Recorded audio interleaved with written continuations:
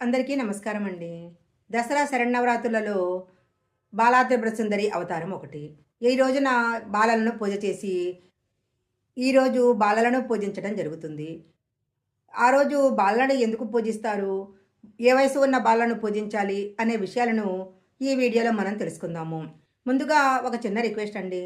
మీరు గనక మా ఛానల్ మొదటిసారి చూస్తున్నట్లయితే వెంటనే సబ్స్క్రైబ్ చేసుకోండి.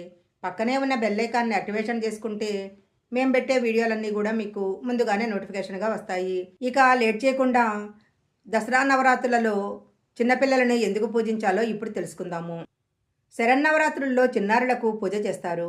అమ్మవారిగా భావించి పూజ చేసి వస్త్రాలను సమర్పించి మహానివేదనగా భోజనం పెట్టి తాంబూలం సమర్పించుకుంటారు. అసలు ఈ పూజ ఎందుకు చేస్తారు? దీని వెనక ఉన్న అంతర్యం ఏమిటి? నవరాత్రులలో ముగురమ్మల మూలపటమ్మకు తోడుగా ఆమెతో పాటు 9 శక్తులు ఉంటాయని దేవీ పురాణంలో చెప్పబడింది. ఈ 9 శక్తుల్లో రెండవది కౌమారి. ఈ రోజున బాలా త్రిపుర సుందరి అలంకారం చేసి చిన్నారులకు కౌమారి పూజ చేస్తారు. సాధారణంగా అమ్మవారు 3 రూపాల్లో కనిపిస్తుంది. కుమారిగా బాల త్రిపుర సుందరి, యవ్వనవతిగా లలితా త్రిపుర సుందరి, వృద్ధ రూపము త్రిపుర భైరవి. ఇందులో బాల త్రిగుణైక శక్తి, సరస్వతి విజ్ఞానము, కాళికా శక్తి, లలిత సౌభాగ్యము కలుపుకున్నది. బాల ఆనందప్రదాయని, బాల్యంలో ఉన్న నిర్మలత్వానికి ప్రతీక. మనసు, బుద్ధి, అహంకారం అన్నీ బాలా త్రిపుర సుందరి ఆధీనంలో ఉంటాయి. అభయహస్తము అక్షమాల ధరించిన బాలరూపాన్ని ఆరాధించినట్లయితే నిత్య సంతోషం కలుగుతుంది. షోడశ విద్యకు ఈమె అధిష్టాన దేవత. అందువలన త్రిపురసుందరీ దేవి అనుగ్రహం కోసము బాలార్చన చేస్తారు. శ్రీచక్రంలో మొదటి దేవత బాల. అందుకే సత్సంతానాన్ని అందించే తల్లిగా బాల త్రిపుర దేవి భక్తుల పూజలు అందుకుంటుంది. అందువలన ఆ రోజున బాలికలను అమ్మవారి స్వరూపంగా భావించి భక్తి శ్రద్ధలతో పూజ చేసి నూతన వస్త్రాలు సమర్పిస్తారు. భోజనం పెట్టిన తర్వాత తాంబూలాదులు సమర్పించుకుంటారు. బ్రహ్మాండ పురాణము లలిత సహస్రనామంలో త్రిపురసుందరి ఆవిర్భావాన్ని గురించి ఈ విధంగా చెప్పబడింది.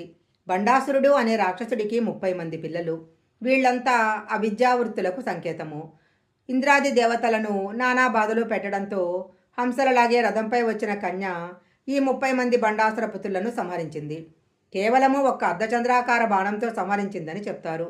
బాలగా కనపడుతున్న శక్తిగా ఏమీ తక్కువ కాదంటూ అప్పటి నుంచి బాల ఆరాధన చేయటం ప్రారంభించారు. హంసలు శ్వాసకు సంకేతము. ఉచ్ఛ్వాస నిశ్వాసాత్మకమైన శ్వాసని, ప్రాణశక్తిని అక్కడ హంసగా పోలుస్తారు. అందుకే అమ్మవారి ఆరాధనలో ఈ ప్రాణశక్తిని, మూల ప్రాణశక్తిని ఆరాధించటమే బాలారాధన. 2 ఏళ్ల బాలికను కుమారి అంటారు. కుమారిని పూజించటం వల్ల దారిద్ర్య దుఃఖాలు నశిస్తాయి. 3 ఏళ్ల బాలికను త్రిమూర్తి అంటారు. త్రిమూర్తిని పూజించినట్లయితే ధనధాన్య పుత్ర పౌత్రాభివృద్ధి కలుగుతుంది. 4 ఏళ్ల బాలికను కళ్యాణి అంటారు. కళ్యాణిని పూజించటం వల్ల రాజ్యాభివృద్ధి, విద్యాభివృద్ధి చేకూరుతుంది. 5 ఏళ్ల బాలికను రోహిణి అంటారు.